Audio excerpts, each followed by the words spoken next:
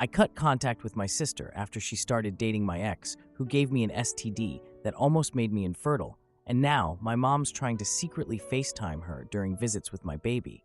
I don't even know where to begin. Things have gotten weird since I found out my little sister Lily started dating my ex Jake from 7 years ago.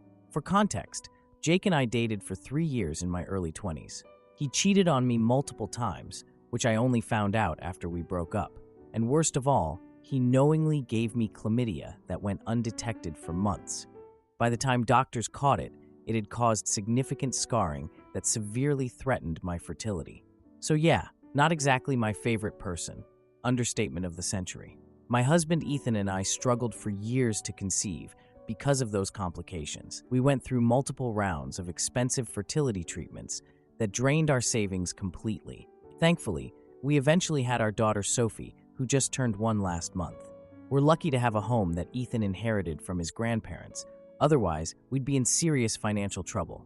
I had to leave my nursing career due to recurring pelvic pain and complications from the STD damage. Fun times, let me tell you. So now, we're living on just Ethan's income. Now for the current drama.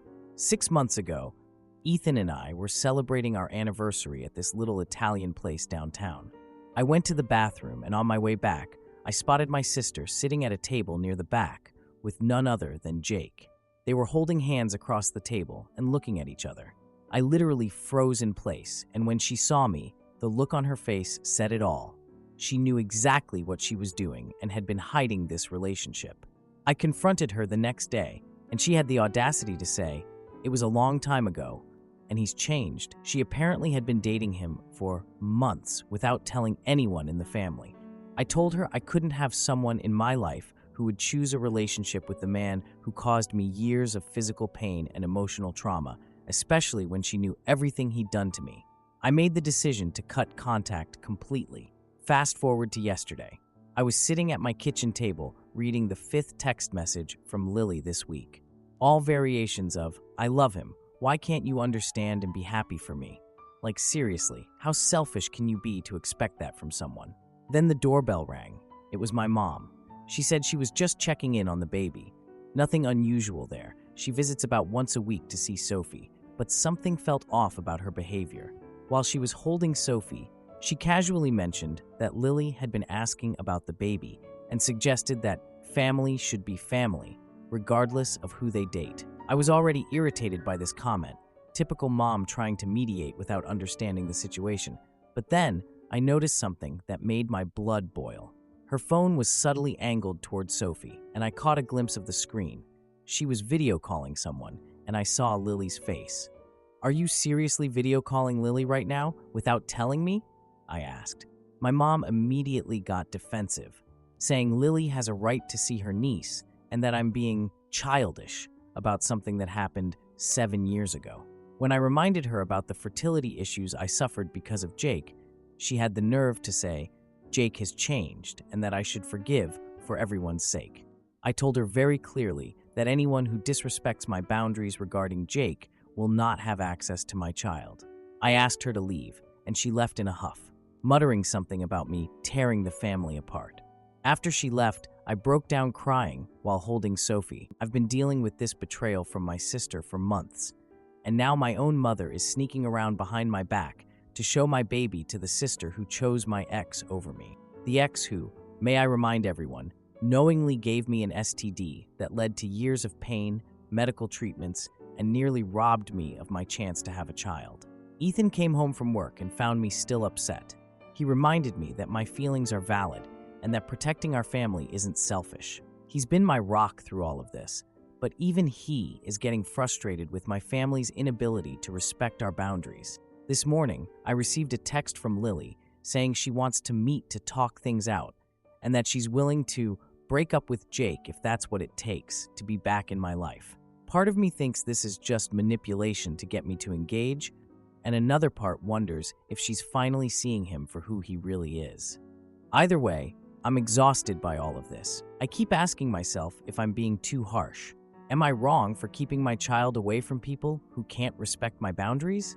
My mom says I'm punishing Lily for dating someone I used to date, conveniently leaving out the STD and fertility issues part, and that family should come first. But to me, putting family first means protecting my daughter from people who have shown they don't respect her mother. I'm not even sure what I want anymore. Part of me wants to just walk away from this whole situation, but I know that's not rational. Any thoughts on how to handle my sister's request to meet or my mom's inability to respect boundaries? Now for the first update. Wow, thank you all for the overwhelming support on my last post about my sister dating my ex who gave me an STD that almost made me infertile. I honestly didn't expect so many responses. Rip my inbox for real. I've spent days reading through all your comments and advice. After a lot of internal debate, I decided to meet with Lily to discuss her text about potentially breaking up with Jake to repair our relationship. The meeting didn't go as I hoped, and I think I need some perspective on what happened. I suggested meeting at this cafe near my new workplace. Neutral territory seemed important, and I wanted to be able to leave easily if things went south. Lily immediately asked if I'd bring Sophie, but I shut that down fast. I wasn't ready for that step, and I wanted to focus on our conversation without distractions. She seemed disappointed, but agreed. The week leading up to our meeting was beyond stressful. After my mom's FaceTime attempt, it seems like everyone in the family picked a side. My 2 cousins and my aunt called to tell me they understood my boundaries and were proud of me for standing up for myself. Honestly, made me tear up. Meanwhile, my grandma and another aunt have been blowing up my phone, saying I'm tearing the family apart over ancient history, their exact words. My dad has been my unexpected champion through all this. He witnessed firsthand how devastated I was after the STD diagnosis and fertility complications. According to my cousin, he and my mom have been having some serious arguments about the whole situation. He called me the night before the meeting with Lily just to say he was proud of me for trying to work things out, but also reminded me that I don't owe anyone forgiveness. I swear I got my strength from him. I arranged for Ethan to stay home with Sophie during the meeting. He took a couple hours off work, which I felt bad about since we're still struggling financially. Those fertility treatment bills are no joke, but he insisted. He hugged me before I left and told me to call him immediately if I needed an excuse to leave. God, I'm so lucky to have him. When I arrived at the cafe, Lily was already there. She was sitting at a table in the corner, checking her phone.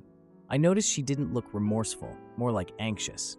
That was my first red flag. The moment I sat down, before I could even say anything, she started showing me photos of Jake on her phone.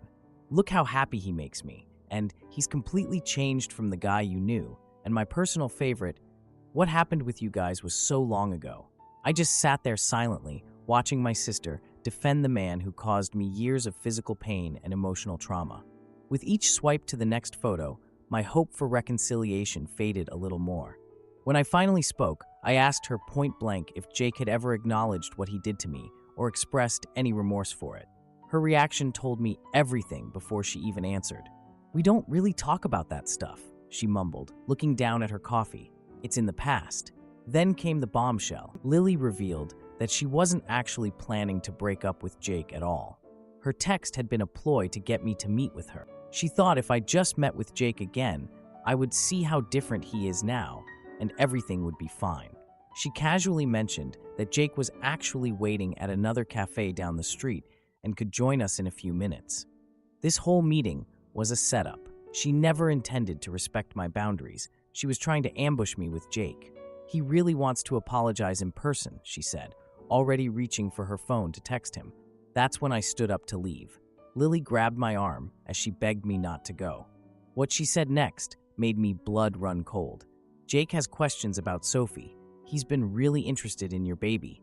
Why would my ex from 7 years ago, who I haven't spoken to since we broke up, be really interested in my 1-year-old daughter?" I pulled my arm away and told her very clearly that Jake would never, under any circumstances, meet my child. I also told her that her choosing to be with Jake had permanently damaged our relationship, but her trying to facilitate contact between him and my daughter had destroyed it.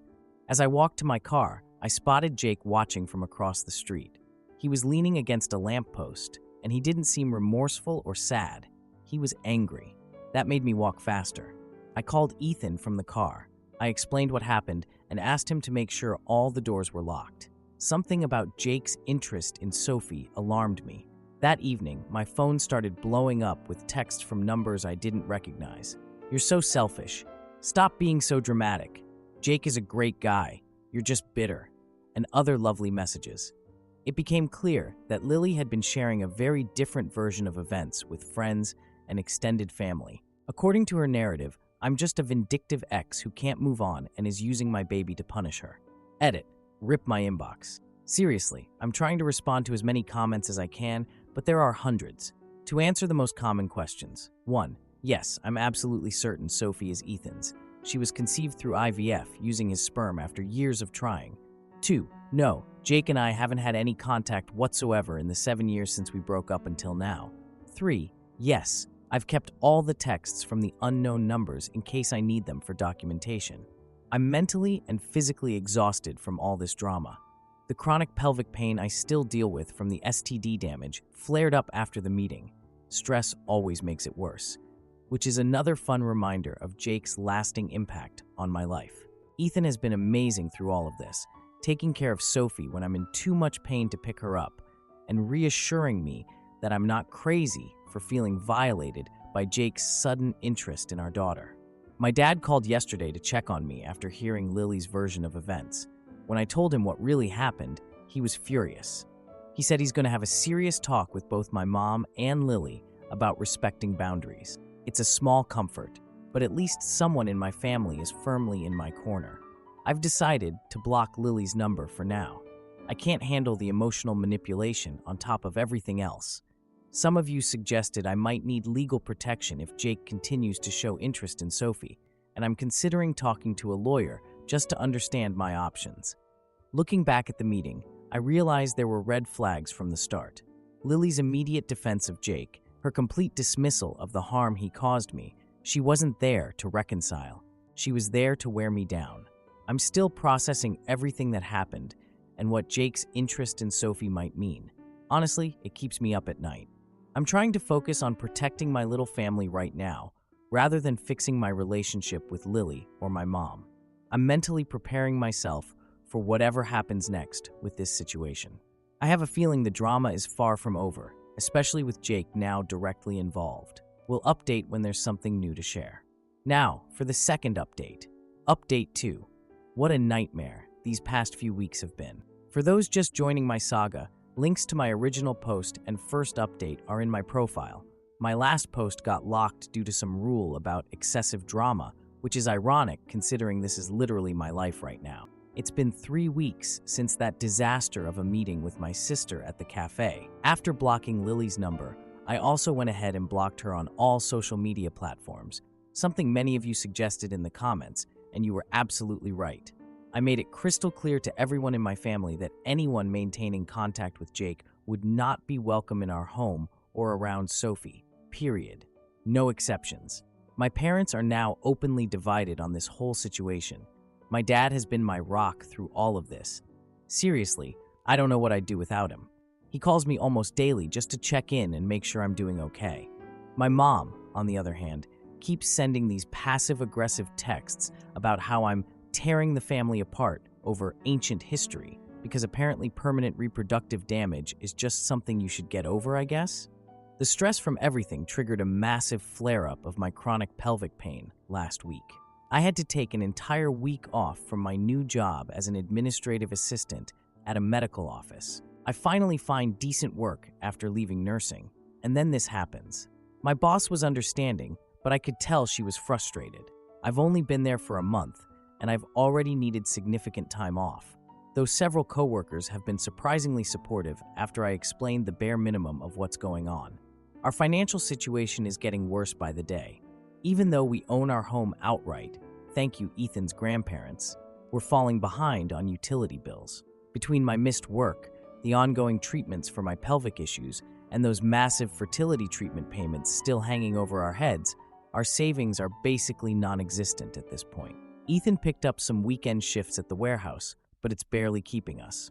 Then yesterday happened. I'm still processing everything. I had just put Sophie down for her afternoon nap, which took forever because she's teething and miserable, when I heard a car door slam outside our house. Thinking it was probably the mail carrier with a package, I glanced out the window and saw Lily and Jake getting out of his car, in our driveway, together. I immediately checked that Sophie was still asleep, then rushed downstairs. There was no way in hell I was letting Jake inside my house, especially with Ethan at work. I stepped out onto the porch and closed the door firmly behind me. Seeing Jake in person for the first time in 7 years, Lily immediately started crying, which honestly just irritated me at this point. I'm the one who should be crying in this situation. "We came to apologize," she said, but I noticed Jake wasn't even looking at her. He was trying to peer around me and into the house, looking for Sophie. "You need to leave," I said, crossing my arms and planting myself firmly in front of the door. "Both of you. Now." That's when Jake spoke. "I'm truly sorry for what happened between us years ago, but I have a right to make amends." His choice of words, "A right? What right?" And then it clicked. "How old is Sophie now?" he asked, his tone suddenly different. "When exactly was she born?" I realized what he was implying. Sophie is Ethan's daughter. She was conceived through IVF after years of fertility treatments. You know, the treatments I needed because of the STD you gave me. Jake's face changed then, all pretense of apology gone. "I want a paternity test. I have rights too, you know." I cannot adequately express how absolutely insane this moment was. This man, who I hadn't seen in 7 years, was standing on my porch demanding paternity rights to my IVF baby. Lily stood there, looking between Jake and me. Jake had been using her this entire time to get information about me and my child. All those photos she'd been showing me at the cafe, all her talk about how he'd changed, it had all been part of his plan. Thankfully, Ethan pulled into the driveway right at that moment. I'd texted him in a panic as soon as I saw them outside. Jake immediately took a step back when he saw my husband approaching. After some tense words were exchanged, I won't repeat exactly what Ethan said, but let's just say it was extremely clear. Jake finally left, but not before threatening some kind of legal action. Once Jake was gone, Lily completely broke down. She collapsed onto our porch steps sobbing, and despite everything, I found myself sitting next to her. As angry as I was, I could see she'd been manipulated just as much as I had been years ago. Between sobs, Lily confessed everything. Jake had pursued her aggressively after spotting her at a bar about 9 months ago. He'd specifically sought her out, not the other way around. From the very beginning, he'd been asking questions about me, especially about my pregnancy and Sophie. He'd even suggested multiple times that Sophie looked like him. She absolutely doesn't. She's Ethan. The timeline doesn't even work. Sophie is 15 months old. Jake and I broke up 7 years ago. I didn't meet Ethan until 2 years after that breakup, and then we spent 3 years trying to conceive before turning to IVF. The math is crystal clear to anyone who can count. Apparently, Jake can't. Plus, we have extensive medical documentation of the entire IVF process. There's literally zero possibility Jake is Sophie's father, but that apparently isn't stopping him from fixating on this delusion.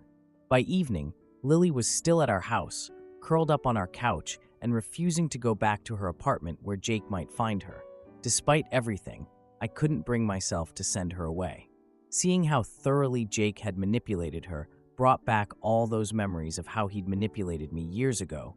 For those questioning why I'm letting Lily stay after everything, believe me, I'm still processing it too. But seeing her realize how she'd been used, I just couldn't turn her away. Ethan and I stayed up late after Sophie went to bed, discussing what to do next. We're worried about potential harassment or legal complications from Jake. Even though his paternity claim is completely impossible and easily disproven, his fixation on Sophie is deeply concerning. I called my dad this morning to fill him in on everything that happened. He immediately offered to help us get a lawyer, though I have no idea how we'll pay for one with our current finances. He also said he's finally convinced my mom of how serious this situation is, and she's agreed to stop pushing for family reunification with Jake in the picture.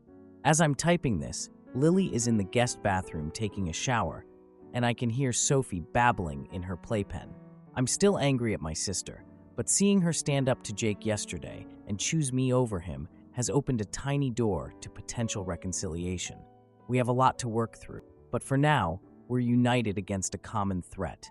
I have no idea what Jake might do next, but I'm documenting everything. We've installed security cameras, thanks to the Redditor who recommended the affordable system. You're a lifesaver, and I'm keeping records of every interaction.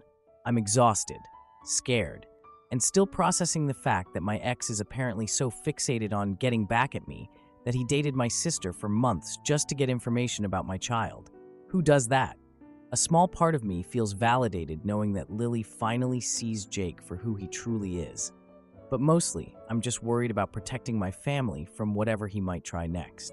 Thank you all for the support and advice on my previous posts. I'll update again when there are new developments. We have an appointment with a lawyer next week to discuss our options, so at least we're taking steps in the right direction. Edit. Just got off the phone with my mom, who finally apologized for trying to force a relationship with Lily and Jake. She admitted she didn't want to believe Jake could be so manipulative because it would mean she'd been completely wrong to push me to get over it. She's coming over tomorrow to talk more. Baby steps, I guess. Now for the final update. My sister betrayed me by dating the ex who gave me an STD that destroyed my fertility, and now he's trying to claim my IVF baby is his. Looking back at my first post about Jake trying to weasel his way back into my life, I barely recognize the person who wrote it. Here's how everything finally resolved. It's been about 2 months since Jake showed up at my doorstep demanding a paternity test for Sophie. Many things have happened since then, and I've been waiting to post this update until things were settled. I needed to make sure we were through before celebrating. First off, Lily has completely cut ties with Jake. After that day on our porch, she saw his true colors and wanted nothing to do with him. She's been staying with us this whole time because she was scared of him showing up at her apartment. Having her around has been helpful. She's been great with Sophie and has seen what I deal with every day because of my chronic pelvic pain and ongoing fertility clinic bills. Jake went after the confrontation at our house. He started sending threatening texts to both me and Lily, including some about his daughter, Sophie. He showed up at my workplace 3 separate times, causing a scene that security had to escort him out. My boss was understanding, but the situation was getting worse. He even started telling mutual friends that Sophie was his child and I was keeping her from him. The turning point with my mom came when Jake approached her at the grocery store. He cornered her by the produce section, asking questions about Sophie and making veiled threats. Mom called me afterward, admitting that maybe Jake wasn't the misunderstood good guy she'd convinced herself he was. Our finances were already in shambles, and lawyer fees were a concern. After discussions, Ethan and I decided to sell a small parcel of land we inherited from his grandparents. We'd been holding on to it for Sophie's future, but her immediate safety became the priority. Ethan's brother helped us find a buyer quickly, and we had enough for legal representation. It felt like losing a piece of our future, but we had no choice. Our lawyer, Maria, was very helpful. She helped us file for a temporary restraining order while gathering evidence for a permanent one. She also suggested we arrange a meeting with Jake and his lawyer to discuss the paternity concerns. The day of the meeting arrived, and I was very nervous. Ethan took the day off work, and Lily arranged to have Sophie at a friend's house for safety. My dad and mom came for support. We sat in the conference room waiting for Jake to arrive. Jake walked in with a smug expression, accompanied by a lawyer. He barely acknowledged Lily. The confidence he showed made me doubt everything. Then Maria opened her folder. She presented the timeline with medical documentation, my fertility treatments, the exact dates of Sophie's conception through IVF, the embryo transfers. She explained how Jake's claims were harassment, not a legitimate legal concern. Maria revealed they had obtained a DNA sample from Jake. The comparison eliminated any possibility of paternity. Jake's face changed as Maria continued presenting evidence. Screenshots of his threatening texts, surveillance footage from my workplace showing his confrontations, Lily's account of how he'd asked her for information about Sophie from day 1 of their relationship, my mother's statement about his grocery store ambush. Maria played a recorded phone call between Jake and his friend where he admitted knowing Sophie wasn't his. He said, "I know she's not mine, but this will make her pay for how she ruined my life." Jake's lawyer looked uncomfortable. He kept whispering to Jake. The lawyer interrupted Maria to request a private moment with his client. When they returned, Jake's lawyer suggested they would reevaluate their position. Maria then presented my medical records from 7 years ago, detailing the STD diagnosis and complications. She also showed that Jake had tested positive for the same STD before we broke up. She explained that the statute of limitations for claims related to the STD had passed, but the documentation established a pattern of behavior relevant to to the current harassment. She outlined our demands: a permanent restraining order, no contact with me, Ethan, Sophie, Lily, or any family members, and Jake would pay our legal fees for his false claims. Jake started shouting about how I'd ruined his reputation by telling people about the STD. His lawyer tried to quiet him, but Jake was beyond reason. "You deserved what you got. You broke up with me." He said this in front of his lawyer, my lawyer, and my entire family. His lawyer removed him from the room. Everyone sat in silence before Maria said, "Well, that was helpful for our case." We filed for the permanent restraining order that same day. Jake's lawyer called Maria the next morning to say they wouldn't contest it. The drive home was strange. My mom held my hand and apologized for not believing me about Jake. "I just couldn't accept that someone could be that cruel," she explained. I understood. Who wants to believe people like that exist? That night, after collecting Sophie and tucking her into bed, Lily and I sat on the porch swing talking. She apologized for doubting me about Jake, and I apologized for being wrapped up in my own trauma and not being there for her. We acknowledged that trust would take time to rebuild, but facing Jake together created a foundation we could build on. Ethan joined us later, bringing hot chocolate. We talked about the future, rebuilding our savings, explaining this to Sophie someday, moving forward as a family. Life isn't suddenly perfect. I still have chronic pain days. We're still figuring out our finances. Lily is looking for her own place now that it's safe, and I'll miss having her around. But for the first time in years, I feel we've closed a chapter that needed ending. I wouldn't wish this experience with Jake's obsession and harassment on anyone, but I'm stronger for having gone through it. Our family is healing now, and for the first time in years, I feel like I can finally breathe. Edit: so many people have asked about pursuing charges against Jake for the STD transmission. Unfortunately, the statute of limitations has passed in our state, and the burden of proof would have been difficult. The lawyer advised us to focus on the present situation rather than trying to fight battles from 7 years ago. Sometimes justice doesn't look the way you expect it to, but I'm at peace with the outcome we got.